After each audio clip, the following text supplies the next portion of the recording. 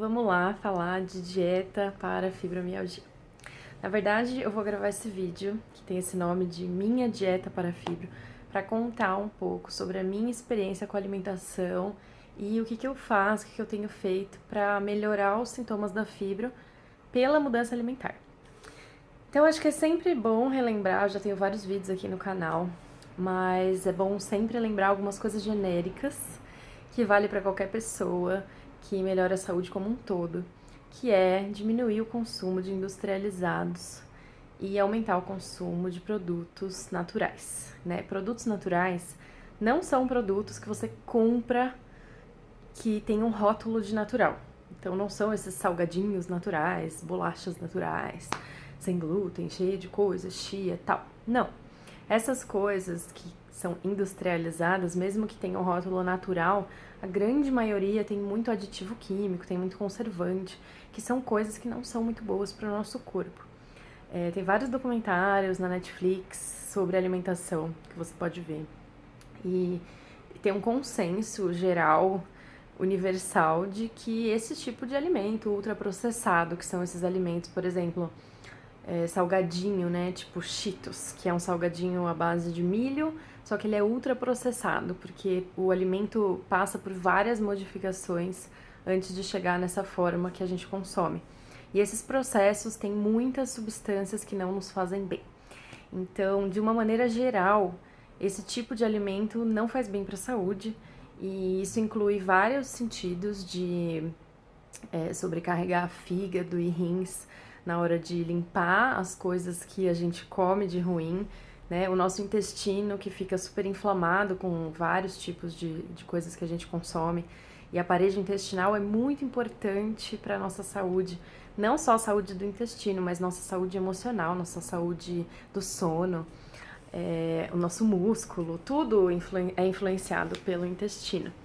Então, por isso que é muito importante ter esse cuidado, né? E a alimentação vai fazer uma diferença muito grande nisso.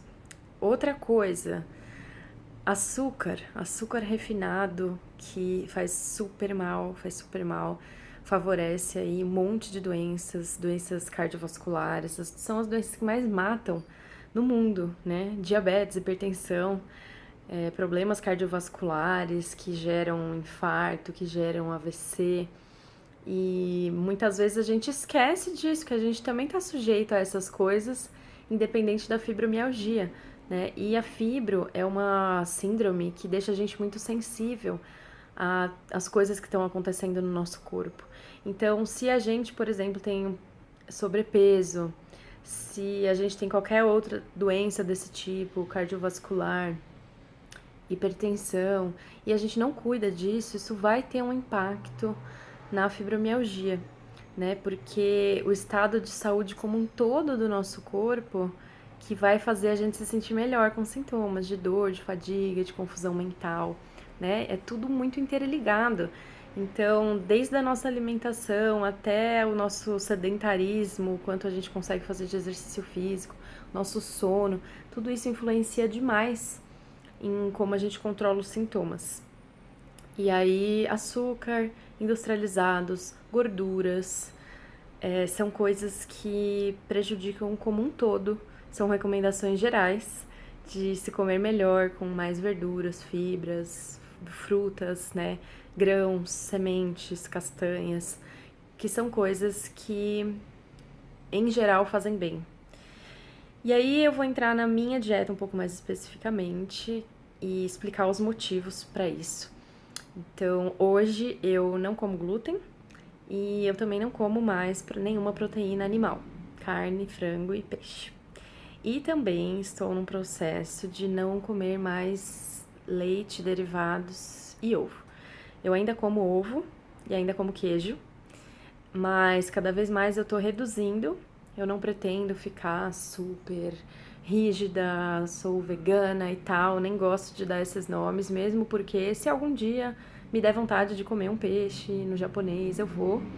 Mas em geral, maior parte da minha alimentação costuma ser assim. O glúten é um pouco mais rígido, é muito, muito raro eu comer alguma coisa, mas nesses 6 anos, 7 anos que eu não como glúten, eu já várias vezes tive escorregadas, né? Mas elas são a exceção e não a regra. Então, acho que isso é muito importante quando a gente pensa em mudança alimentar. A gente tem que pensar que tipo de alimentação eu quero ter na maior parte da minha vida, né? Que seja algo que eu consiga fazer com prazer, que isso é muito importante, e que também seja algo que me faça bem, né? E aí, quando eu tava na fase de descobrir a fibromialgia, né? E além da fibra, eu sempre tive muita inflamação articular. Então, eu tenho condromalácia, bursite, tendinite, todas as articulações super inflamadas. E tava com muito problema intestinal. Tava com síndrome do intestino irritável, não conseguia melhorar de jeito nenhum. Fiz vários exames, endoscopia, colonoscopia, e nada melhorava. E aí, eu comecei a pesquisar sobre o glúten. Acho que eu vi até, sei lá, a Luísa Posse falando sobre isso. Minha mãe falou, nossa, você já viu que ela tem dor e ela tirou glúten e melhorou? E eu comecei a me aprofundar sobre isso e decidi fazer o teste. E eu melhorei muito, muito. O intestino melhorou, as articulações com o tempo, né, com os meses, foram melhorando muito. E desde então eu tirei glúten da minha alimentação. E hoje em dia tem vários estudos já mostrando a força da inflamação do glúten para qualquer pessoa.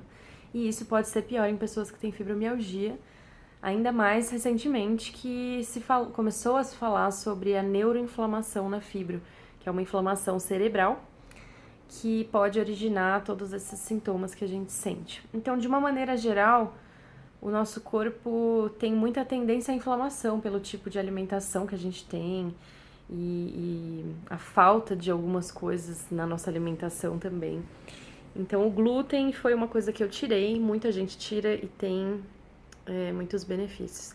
Lactose é um problema também, porque muitas pessoas têm certo nível de intolerância, assim como o glúten, muita gente tem alergia e não sabe. E a lactose também, muita gente tem um certo nível de intolerância que acaba não tendo sintomas muito evidentes, mas que no longo prazo vai prejudicando o seu corpo. Então, lactose também por esse motivo eu fui diminuindo. Hoje em dia eu já não tomo mais leite, mas ainda como um queijinho assim, tal, de vez em quando, sem muito estresse, né? E aí a carne faz 2, 3 anos que eu decidi tirar também por uma questão de saúde. Não foi só por uma questão ambiental, que ela existe e eu também me compadeço muito, a questão da sustentabilidade, também dos maus tratos aos animais. Mas o que me deu força mesmo para fazer essa mudança foi a minha saúde do meu corpo, né? Também comecei a pesquisar muito, e aí isso é uma coisa muito particular, de coisas que eu acredito, da minha visão do mundo, da minha visão sobre o que é saúde, saúde integral, saúde holística, olhando o nosso corpo como um todo, e decidi tirar. E também tive uma melhora muito grande, em vários sentidos, depois de tirar a carne. Já comi nesse meio tempo peixe, principalmente, algumas vezes tal, mas em geral posso dizer que eu reduzi 99,9%. E isso tem feito grandes mudanças, né? Também comecei a estudar muito sobre isso, também assisti vários documentários, conversar com muitas pessoas. E hoje em dia, para mim, essa tem sido a melhor decisão. Mas você não precisa fazer isso de maneira tão radical se isso te gera muito estresse, né? O processo de transição alimentar é um processo super delicado, ainda mais porque a gente tem muita relação afetiva com vários tipos de comida. E aí a gente tem que tomar muito cuidado na hora de fazer essas escolhas, elas têm que fazer muito sentido para que isso não gere um efeito negativo e acabe sendo mais prejudicial do que benéfico, né? E muitas vezes você pode precisar da ajuda de uma pessoa, um profissional nesse processo. Seja uma nutricionista, se você não tem muita consciência sobre nutrientes, né? Como eu sou da área da saúde, eu já tinha um certo conhecimento, fui me aprofundando cada vez mais, mas de qualquer maneira passei muitas vezes em nutricionista, em nutrólogo, e sigo muitas páginas no Instagram de médicos, de pessoas que passam orientações sobre alimentação, né? Para que aí eu vá construindo o meu cardápio com base naquilo que me dá prazer, enfim, que eu gosto, né? E eu gosto muito de comer verdura, fruta, então isso pra mim não é uma grande dificuldade. Mas se pra você talvez você possa começar a fazer essa mudança aos pouquinhos, né? Fazendo algumas mudanças, principalmente em relação ao glúten, em relação ao leite também, acho que principalmente glúten, e essa questão da qualidade dos alimentos que você come, né? Bolacha, lanche, fritura, salgadinho, refrigerante, essas coisas precisam começar a ser retiradas se você quer ter uma qualidade de vida melhor. E muitas vezes as pessoas falam, mas é muito difícil, é muito caro comer tal. E, gente, não é. Isso é um mito, porque tudo bem, pode ser até um pouco mais trabalhoso no começo, por uma questão de hábito, né? Da gente estar acostumado a comer ali, sei lá, um bife com batata frita, um salgadinho, né? Pedir uma pizza tal. Você não precisa parar de fazer essas coisas. Mas aos poucos ir fazendo mudanças, né? Fazendo escolhas melhores. E é muito mais barato comer verdura e fruta do que comer coisas prontas. Então, eu gasto muito pouco com alimentos, né? Assim, a base da minha alimentação, porque basicamente é composta de arroz, frutas, legumes, verduras, algumas castanhas, mas enfim, de uma maneira geral, a compra não fica cara. Isso é muito mais um mito por causa do preço dos alimentos prontos. Se você for comprar uma granola sem glúten, natural, sem açúcar, provavelmente vai ser bem caro. Mas eu compro aveia e coloco algumas outras coisas e eu faço uma fornada de granola que eu posso comer vários dias. E isso me toma 10 minutos. Então, é questão da gente estar comprometido com isso, estar comprometido com a nossa alimentação.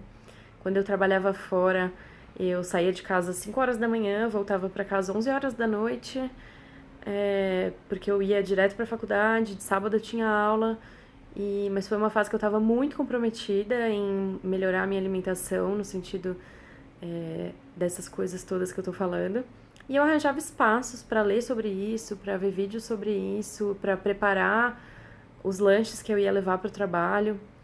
E o resultado é que fez muita, muita diferença para mim, né? Comecei a ter mais disposição, dormir melhor, e tudo isso vai contribuindo para que você cada vez mais se incentive a fazer essas novas mudanças, né? Tem uma outra coisa em relação à alimentação que eu sempre penso muito, que é aumentar a quantidade de alimentos anti-inflamatórios que a gente consome. E aí muita gente fica, qual alimento consumir para fibra e tal. Não sei se essa era a sua expectativa nesse vídeo, mas isso também é uma ilusão, porque não existe nenhum alimento milagroso que vai resolver todos os seus problemas e vai tirar sintomas da fibromialgia. A questão é muito mais complexa e é bem nessa linha das coisas que eu tô falando aqui. Uma mudança muito mais profunda na forma como você se alimenta e não comer isso ou aquilo que vai tomar um shot de cúrcuma de manhã que vai resolver os seus problemas. Eu tomo shots de cúrcuma às vezes, tanto o extrato, né, a tintura de cúrcuma, que ela é líquida, ou a própria cúrcuma em pó, ou a raiz mesmo, e misturo com limão, coloco alguma outra coisa, moringa, que as pessoas às vezes falam, né, que é bom e tal. Eu vou ouvindo essas dicas, eu ouço, eu vejo na internet, eu testo, mas são só complementos para minha alimentação, que o principal mesmo é o que você coloca para dentro todos os dias, né? Não adianta nada, absolutamente nada, você tomar um shot de cúrcuma se a sua alimentação é completamente cheia de industrializados, se você consome muito açúcar, refrigerante, coisas prontas, muita fritura, não tem como, né? Não adianta. Você coloca um remédio para dentro num corpo que está sendo nutrido por coisas ruins.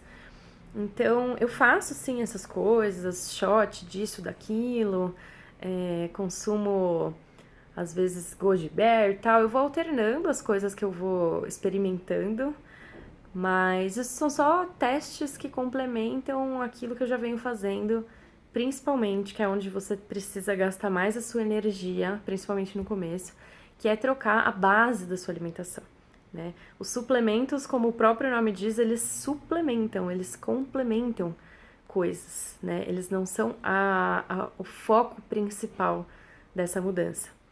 E aí tem algumas páginas que eu acho que vale muito a pena de seguir. Eu vou deixar o link na descrição, tanto no YouTube quanto no Instagram, porque eu acho que é um processo dinâmico, é um processo constante. Você não vai montar um cardápio na sua cabeça e pronto pro resto da vida, você tá tranquilo e agora não precisa mais se preocupar com isso. Alimentação consciente e saudável é uma escolha diária que a gente faz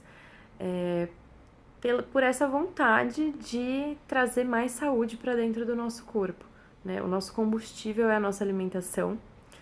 Então, não adianta nada você trabalhar e fazer exercício, fazer esforços e fazer terapia se o combustível que você está colocando para dentro do seu corpo é um combustível de má qualidade, né? O corpo não vai funcionar. Então, eu sei que pode ser muito difícil isso. Você pode ter várias resistências de achar que eu não tenho tempo, que não tenho dinheiro, que dá trabalho, que eu não sei, que eu não consigo. Mas a verdade é que só você pode fazer essa mudança, né? Enquanto o combustível que você coloca para dentro não começar a melhorar essa qualidade, vai ficar muito mais difícil de controlar os sintomas e, enfim, de conquistar essa vida melhor que provavelmente você deseja, né? Por estar aqui assistindo esse vídeo comigo. Então, é um processo que exige carinho, paciência e comprometimento, dedicação, né? Porque no fim das contas é um carinho mesmo que você está fazendo com o seu corpo, um cuidado, até em respeito a esse corpo que te sustenta, né? Então é isso. No meu Instagram eu sempre compartilho coisas que eu tô comendo e tal. Eu faço receitas muito práticas.